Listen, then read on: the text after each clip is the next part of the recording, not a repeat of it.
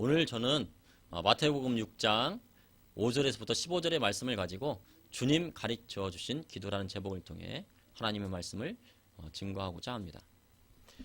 그리스도인에게 기도란 하나님과의 대화이며 영적인 호흡입니다.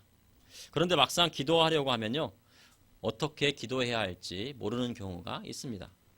교회의 직분을 맡고 있는 분도 갑작스럽게 대표 기도를 하게 되면 순간 당황하여 어떤 기도를 올려야 할지 모를 때가 있습니다.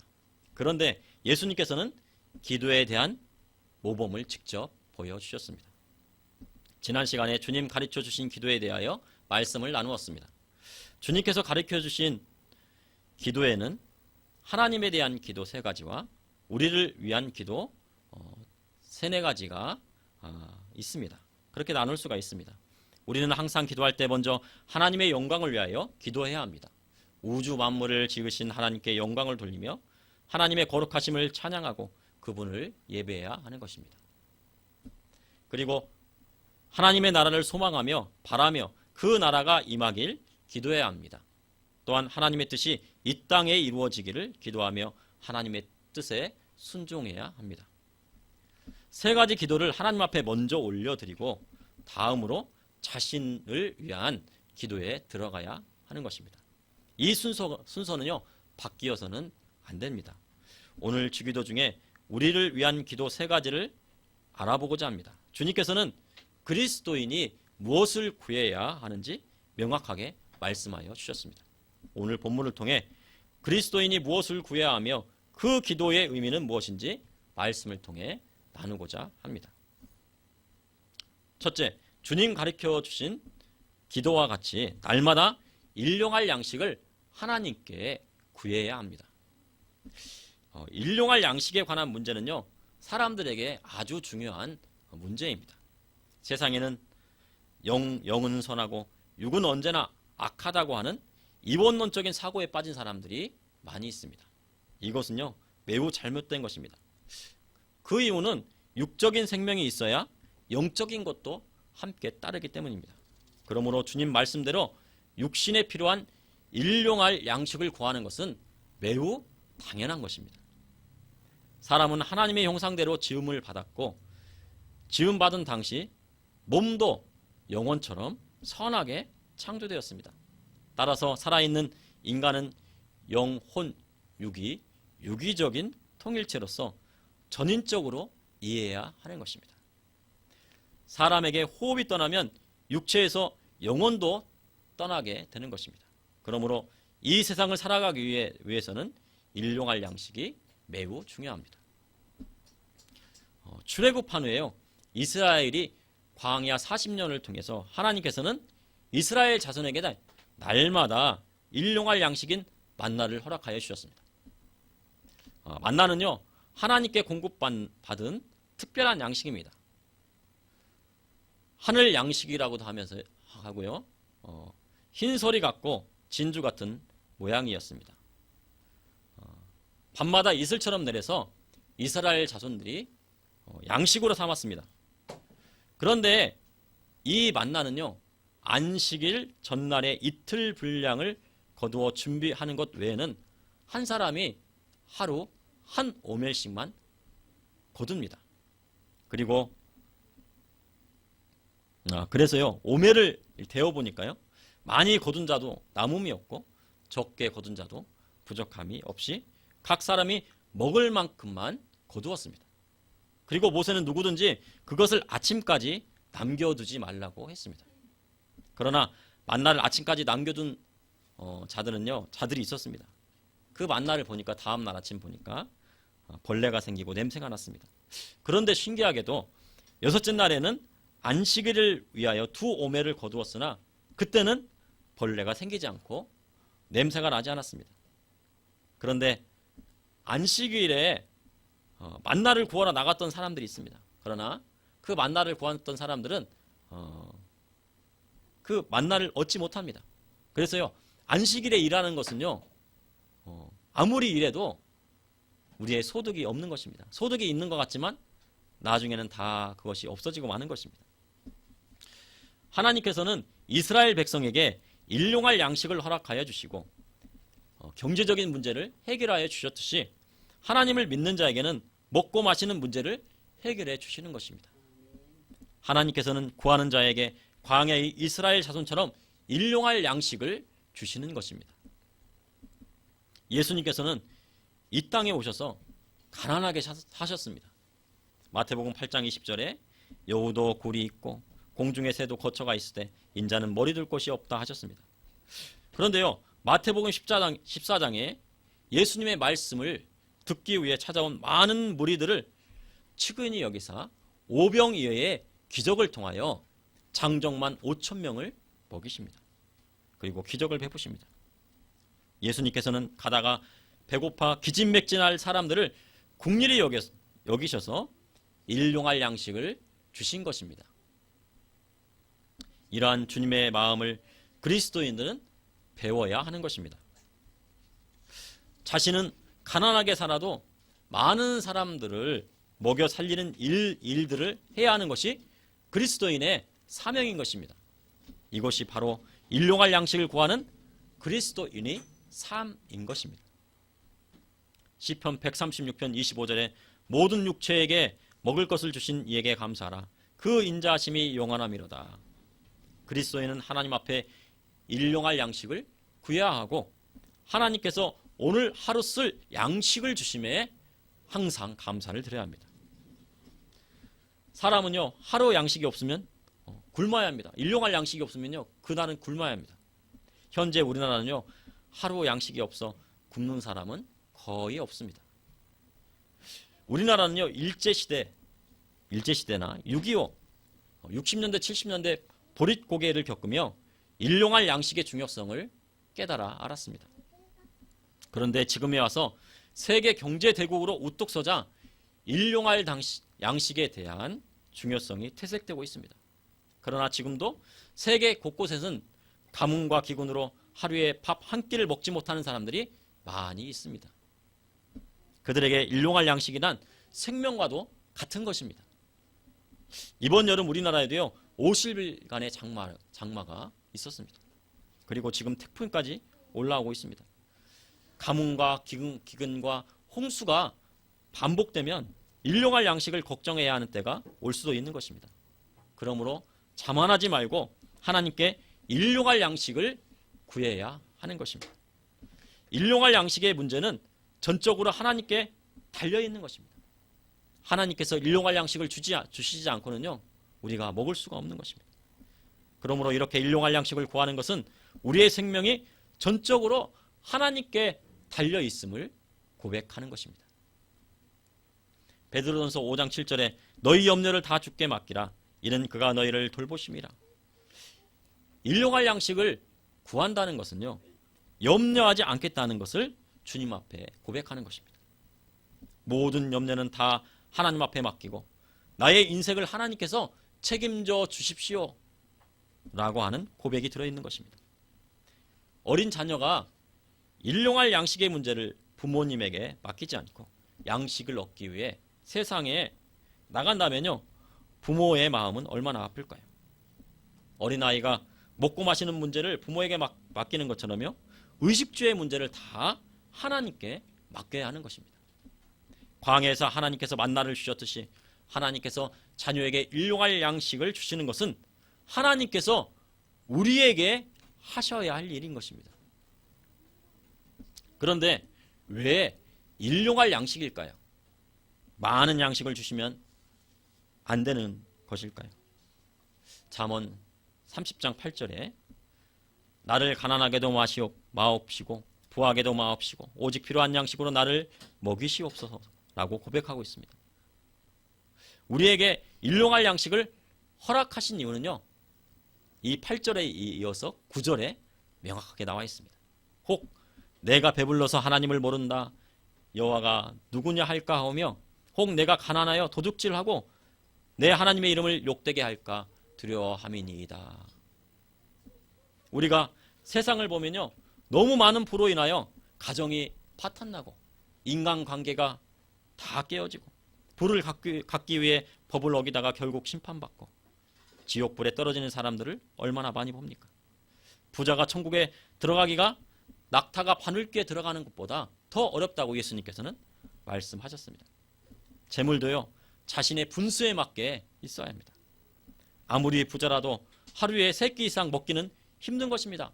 분수에 넘치게요, 하루에 5끼를 먹으면요, 수명이 줄고 오래 살지 못합니다. 하루에 3끼는 정말 열심히 땀 흘려 일하는 농부들이 먹어야 되는 그런 양입니다. 농부들처럼 일하지 않는다면 2끼도 충분합니다. 또 너무 가난해도 시험에 들게 되는 것입니다. 어떤 사람은 고시원에 살다가 너무 배가 고파서 구운 달걀을 훔쳐 먹었습니다. 그래서요, 이전에 전과가 있어요. 그래서 1년 6개월의 실형을 받았습니다. 구운 달걀 먹었다고 배고파가지고요, 1년 6개월의 실형을 받은 것입니다. 또 어떤 이는요, 가나나의 마트에서 분유를 훔친 사람이 있습니다. 그리고 그리스도인은 너무 가난하게 사는 것은요, 하나님의 뜻이 아닙니다. 주님께서 일용할 양식을 하나님께 구하라고 하신 것은 그리스도인이 가난하게 살지 않기를 원하시는 주님의 국률하신 마음이 있는 것입니다. 그리스도인이 너무 가난하면 하나님의 영광을 가리게 됩니다. 그러므로 일용할 양식을 구하십시오. 마태복음 6장 33절에 너희는 먼저 그의 나라와 그의 의를 구하라. 그리하면 이 모든 것을 너희에게 더하시리라 라고 말씀하셨습니다. 주님께서는 일용할 양식을 구하라고 하신 것은 우리 인생의 목적이 하나님의 나라와 하나님의 의에 있다는 것을 고백하는 것입니다. 그것을 말씀하시기 위함입니다. 그리스도인의 본향은 어디에 있습니까? 바로 하나님 나라와 천국인 것입니다. 그리스도인에게 이 세상은 나그네일 뿐이고 우리의 본향은 저 천국에 있습니다. 너무 많은 물질은 천국에 가는데 걸림돌이 될 수 있습니다. 그래서 일용할 양식만큼만 주시는 것입니다. 그런데 하나님께서 그리스도인에게 일용할 양식보다 더한 물질과 축복을 허락해 주셨습니다. 그것은요, 내가 잘나서 돈 잘 버는 은사와 물질의 축복을 주신 것이 아닙니다. 가난한 과부와 고아를 돌보고 하나님의 나라의 확장을 위하여 쓰라고 주신 것입니다. 그런데 그것을 자신의 것처럼 혼자 다 쓰고 먹고 마시고 하게 되면요, 하나님 나라에 들어가는데 걸림돌이 되고 마는 것입니다. 그러므로 주님께서 가르쳐 주신 기도와 같이 일용할 양식을 하나님께 구해야 하는 것입니다. 둘째, 주님 가르쳐 주신 기도를 통해 하나님께 죄를 고백하고 사함을 받기를 항상 기도해야 합니다. 마태복음 6장 12절에 우리가 우리에게 죄 지은 자를 사하여 준 것 같이 우리 죄를 사하여 주시옵고. 예수님께서는요, 마태복음 5장에 그 앞장에 6장 다음 앞장 그 앞장에 예물을 하나님 앞에 드리려다가 형제에게 원망 들을 만한 일이 있으면 예물을 제단 위에 내려놓고 먼저 형제와 화목한 후에 예물을 드리라고 하셨습니다. 또 베드로는 형제를 얼마나 용서해야 하는지 7번 하면 되는지 예수님께 여쭤봤습니다. 그때 주님은 7번에 70번이라도 형제를 용서하라고 말씀하셨습니다. 이 말씀을 하시고 1만 달란트 빚진 자에 대한 비유를 하셨습니다. 1만 달란트 빚진 자는 누구를 말합니까? 바로 우리를 말씀하고 있는 것입니다. 1만 달란트는 우리나라 추경 예산 30조 원에 맞먹는 돈입니다. 그런데 주님이 우리를 구하시기 위해 십자가에 달려 돌아가신 대가는 1만 달란트에 비교되지 않는 것입니다. 하나님의 아들이신 독생자 예수 그리스도께서 우리를 위하여 십자가에 죽으셨습니다. 우주 만물을 창조하실 때 함께 하신 성자 하나님께서 우리를 위하여 마지막 피 한 방울까지 다 쏟으신 것입니다. 세상을 지으신 분이 고난을 받으셨습니다. 우주 만물을 값으로 계산할 수 없는 것입니다. 그렇다면 그것을 지으신 분인 예수님의 보혈의 피를 값으로 계산하는 것은 불가능한 것입니다. 이것은 바로 하나님의 은혜를 나타내는 것입니다. 주님께서 가르쳐 주신 기도를 잘못 이해하면요, 우리가 우리에게 죄 지은 자를 용서했으니 우리 죄를 용서해 주시기를 바라는 것처럼 이해할 수도 있습니다. 그러나 그것은 그렇지 않습니다. 우리가 형제자매의 죄를 용서했기에 우리의 죄가 용서받는 것이 아니고 오직 예수님께서 우리를 위하여 십자가에 달려 돌아가셨기에 죄의 용서를 받게 되는 것입니다. 그리고 그 다음으로 그 은혜에 감격하고 감동하여서 원수를 사랑하고 우리에게 죄 지은 자를 용서하게 되는 것입니다. 그런데 1만 달란트 빚진 자는 자신이 그 많은 빚을 주인에게 탕감받았음에도 자기 동료인 100데나리온 빚진 동료를 용서하지 못하고 옥에다가 가둡니다. 이러한 행동은 빚을 탕감해준 주인의 은혜를 저버리고 무시한 태도입니다. 30조 빚을 탕감받은 자가 1000만 원 빚진 자를 용서하지 못하는 것은요, 상식적으로 생각해도 이해가 되지 않고 그는 악한 자라는 것을 깨닫게 됩니다. 그러므로 주인은 1만 달란트 빚진 자를 잡아 옥에 가두고 갚을 때까지 풀어주지 않은 것입니다. 마태복음 5장 44절에 너의 원수를 사랑하며 너희를 박해하는 자를 위하여 기도하라. 그런데요, 세상을 살면서요, 아무리 그리스도인이라 할지라도 원수를 사랑하는 것은 쉽지 않습니다. 지금 내가 큰 어려움에 처해 있는데 많은 돈을 빌려가서 갚지 않는 형제를 보면요, 볼 때마다 화가 나고 용서하지 못하는 경우가 있습니다. 부모에게 함부로 대하는 형제나 며느리를 보게 되면 참을 수 없을 때가 있습니다. 직장에서 지속적으로 괴롭히는 상사를 볼 때 용서하고 싶은 마음이 생기지 않습니다. 그 직장 상사 때문에 회사에 가기 싫게 되는 것입니다. 또 원수를 사랑하라고 해서 그 원수 같은 사람을 계속 사랑으로 대하는데도 그 사람은 좀처럼 변화되지 않습니다. 도리어 더 심해지는 것을 보게 됩니다. 그렇게 되면 더 화가 날 수 있는 것입니다. 그래서 주님은 너희 원수를 사랑하라고 하셨습니다. 인간의 힘으로요, 원수를 사랑하는 것은 한계가 있습니다. 내가 원수를 사랑하려면요, 그것에는 힘에 부치고 한계가 있습니다. 내 힘과 의지로 원수를 사랑하면 금방 지치고 맙니다. 힘이 다 빠져버리고 마는 것입니다. 그때요, 주님께서 우리를 얼마나 사랑하시는지 그 십자가의 사랑을 새기고 마음속에 새기십시오. 예수님의 사랑, 십자가 사랑을 깊이 묵상하면 할수록 마음에 성령님이 찾아오시고 원수 같은 사람을 예수님의 사랑으로 용서하게 되는 것입니다. 그리고 원수 같은 사람의 마음도 성령님의 역사하심으로 변화시켜 주시는 것입니다. 또한 그리스도인은 날마다 자신의 죄를 고백하고 회개하여야 합니다.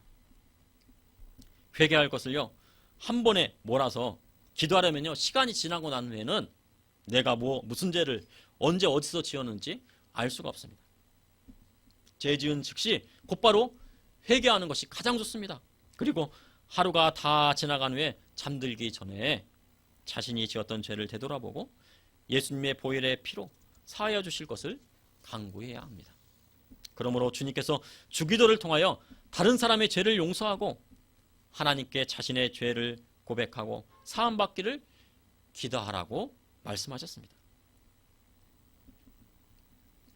셋째, 주님 가르쳐 주신 기도와 같이 그리스도는 시험에 들지 않게 하시고 또한 악한 자로부터 구하여 주시기를 간구해야 합니다.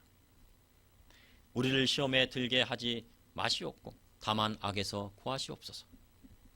성경의 시험에는요, 주로 두 가지 의미로 쓰입니다. 하나는 하나님의 시험, 둘은 사단의 유혹의 시험입니다. 하나님께서 주시는 시험은요, 자녀를 가르치시기 위해 주시는 시험이고 이런 시험을 통해 하나님의 백성을 만드십니다. 그런데 우리를 시험에 들게 하지 마시옵고에서의 시험은요, 사단의 유혹, 즉 죄에 빠지게 하는 시험에 들게 마옵소서라고 기도하는 것입니다. 사단의 유혹의 시험을요, 이겨내려 하면 안 됩니다. 경건한 사람이라도요, 음란의 장소에 있으면요, 죄짓기가 쉬운 것입니다. 그러므로 유혹의 시험이 올 때 이겨내려 하지 말고 무조건 피해야 하는 것입니다. 그리고 다만 악에서 구하옵소서. 이곳에 나온 악은요, 투 포네로우라고요, 악한 자를 뜻합니다. 다만 악에서 구하옵소서는 악한 자에서 구하옵소서, 이런 뜻입니다. 에베소서 6장 12절에 우리의 싸움은 혈과 육을 상대하는 것이 아니요 통치자들과 권세들과 이 어둠의 세상 주관자들과 하늘에 있는 악의 영들을 상대함이라. 그리스도인은요, 세상의 통치자들과 권세들과 싸워야 합니다. 악한 자가 통치하는 세상에서는요, 그리스도인은 신앙생활하기란 너무 어려운 것입니다. 한 가지 예로요, 중국의 기독교 탄압을 줄 수 있습니다. 지난주에 티베트 선교사님의 말씀을 통해 중국 기독교의 상황을 알게 되었습니다. 중국은 이슬람, 불교, 다른 종교보다 기독교를 더 탄압하고 있습니다. 왜냐하면요, 중국 공산당은 9천만 명에서 1억 정도가 되는데 중국의 기독교회는 지금 현재 1억을 넘어 1억 2천 명에 이르고 있습니다. 또한 중국 정부의 옳은 소리 하는 사람들의 배경을 조사해 보니까요, 그 사람들은 다 누구예요? 기독교인입니다. 이에 중국 공산당은 선교사들을 내쫓고요, 목사님들을 감옥에 놓고, 우리나라의 감옥은요, 그에 비하면 중국의 감옥에 비하면 아주 천국이라고 합니다. 근데 이 중국의 감옥은요, 상상도 못할 정도로 어려운 곳이고 고문하고, 또 그리고 이 기독교의 그 목회자들만 박해하는 것이 아니고 그 가족까지 핍박을 하고 있다고 합니다. 그 핍박의 강도가 세워져서 가정교회뿐만 아니라 정부에 등록되어 있던 3자 교회까지 핍박을 하고 있습니다. CCTV로 교회를 감시하고요, 모든 설교는 그 AI로 모니터링 해갖고요, 그 설교를 다 분석합니다. 그리고 중국 3자 교회는요, 전통적으로 교회 안에 십계명과 사도신경과 주기도문을 벽에다가 이게 붙여놓습니다. 근데 그것을요, 공산당들이 모두 떼어내고요, 거기에다가 공산당의 당명과 또 그리고 장쩌민과 시진핑의 초상화를 붙여 놓았습니다. 그리고 예배를 시작할 때 공산당에게 충성 맹세를 하고 시작한다고 합니다. 그에 더하여 성경을 공산당의 입맛에 맞게 고치고 있습니다. 요한계시록 22장 19절에 만일 누구든지 이 두루마리의 예언의 말씀에서 제하여 버리면 하나님이 이 두루마리에 기록된 생명나무와 및 거룩한 성에 참여함을 제하여 버리시리라 하였습니다. 하나님의 말씀을 더하거나 빼면 저주가 임하게 되는 것입니다. 그 땅이 사람을 토해내는 것입니다. 현재 중국의 자연재해는요, 이루 말할 수가 없습니다. 주먹만한 우박이 내렸는데 이 우박이 코로나 모양이랍니다. 홍수로 인하여 사천과 양쯔강 주변의 곡창지대의 농사가 망했습니다. 거기에 메뚜기떼가 습격합니다. 또한 코로나 바이러스로 경제에 큰 타격을 입었습니다. 중국인들은요, 돼지고기를 아주 좋아합니다. 그런데 아프리카 돼지열병으로요, 많은 돼지가 죽고, 또 그리고 그 남은 돼지도 자연재해로 인하여 그 돼지를 먹일 수 있는 사료가 부족하다고 합니다. 이에 더하여 주변의 14개 국가들이 중국을 다 싫어합니다. 그리고 중국은요, 미국과 세계 무역전쟁 중에 있습니다. 그 무역전쟁의 승자는 누가 될까요? 중국뿐만 아니라 하나님을 배격하는 북한을 보십시오. 김일성과 김정일이 신이 되었습니다. 주체사당으로 백성들을 세뇌시키고 기독교인들을 핍박하여 정치범 수용소에 넣고 갖은 고문을 합니다. 그러니 농사를 지어도 가뭄이 오고 기근이 오고, 농사가 아주 잘 되어 풍년이 될 것 같으면 홍수와 태풍으로 다 떠내려가 흉년이 옵니다. 하나님을 대적하는 악한 자가 나라를 통치하면 이와 같이 그 백성이 고통을 당하는 것입니다. 악한 자가 통치하는 나라에 살면 악한 자가 원하는 대로 살아야 먹고 살고 자기 가족들을 부양할 수 있습니다. 이런 나라에 살면 잘못된 것을 알면서도 악한 자가 시키는 대로 공안들이 교회를 핍박하고 교회의 십자가를 불태우고 교회를 짓밟아 성도들을 괴롭히게 되는 것입니다. 이러한 나라에 속한 성도들이 신앙을 지키기 위한 참으로 어려운 일입니다. 북한 지하 교회 성도들처럼 순교를 각오해야 하는 것입니다. 이와 같이 대한민국도 악한 자가 이 나라를 통치하지 않도록 기도해야 합니다. 악한 자가 통치하는 나라가 되면 신앙의 자유가 없어지고 나라 가운데 재앙이 끊이지 않는 것입니다. 그러므로 예수님께서 사단의 시험에 들지 않기를 기도하며 다만 악에서, 이 악한 자에게서 구하여 달라고 기도하라 하신 것입니다.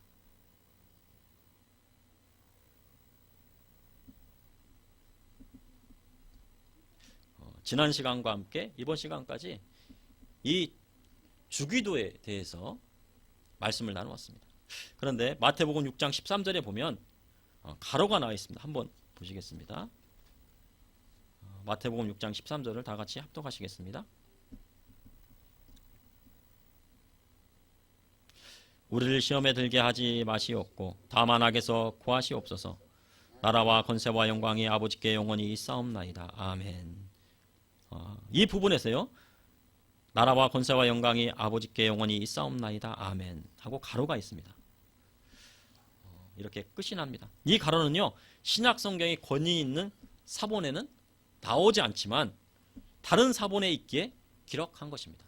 학자들은 아마도 초대교회 성도들이 시편에서 기도가 끝날 때 대영광송을 넣듯이 주님 가르쳐 주신 기도의 끝부분에 넣어 하나님께 영광을 돌린 것으로 추정하고 있습니다.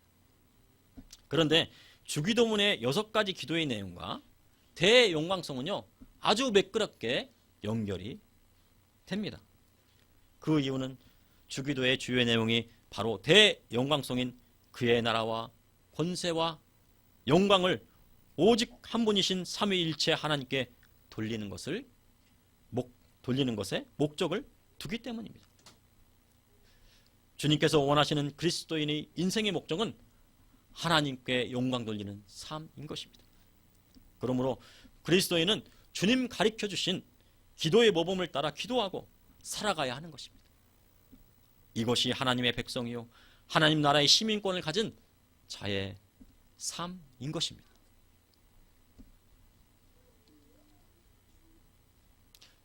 기도하시겠습니다.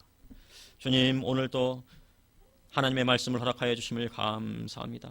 주님, 이 시간에 모든 영광을 하나님 앞에 돌립니다. 주님, 이 시간에 주님의 이름을 높여드리길 원합니다.